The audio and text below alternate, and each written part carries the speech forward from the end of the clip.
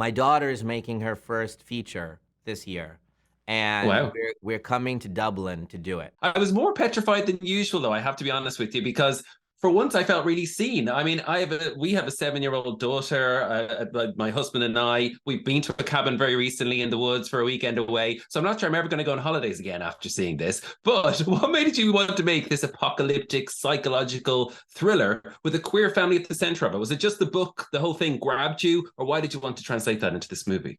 I think if my dream about the movie is that its greatest thing is that the movie treats this just as a family, and everyone can see themselves in this family. I think that when we look back, my hope is that's the greatest twist of the movie, that everyone saw themselves in these three. They saw their love, they saw their spouse, they saw their love of their child, and it's not walking any differently. It's not labeling it as something, other. It's just, and that's the way I felt about it, and I felt that this love story spoke to me so dearly that I was shook so many times when these two people were expressing their love to each other. It shook me so much more than I've told love stories before that more looked like my love story.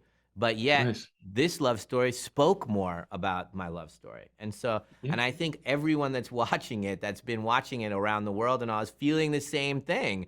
And I'm like, let's not talk about it too much because nobody's realizing that, that Yeah, yeah. they're connecting with it. They're just like, oh my God, what a beautiful family. And people that you would not expect to say that are saying that. So it's a wonderful Brilliant. thing. One more thing I want to say is my daughter is making her first feature this year, and Wow. we're coming to Dublin to do it. So we're gonna be, I'm gonna You're gonna. be I was gonna ask you, would you ever do a movie in Dublin? Are you yeah, filming in Dublin? yeah, we are. So No. yes. So we'll be there. You'll be seeing Indians around in the streets. So prepare That's so yourself. exciting. That's so exciting. And are you going to work on that project with her, or how's that going? She's gonna write and direct it, and I'll be there as long as she'll let me come visit and say hi. That's what. You know, So, I'm going to be stalking Twitter now to see if I can see you guys in real life. But anyway, better continue about this movie. A lot of people are noticing, obviously, Dave Bautista's in this. You're seeing the posters, the trailers everywhere, in kind of a role we haven't seen him really yeah. in before, and he's brilliant in it. So, was he in your mind when you were writing the screenplay for this, or at what point did he come into the picture?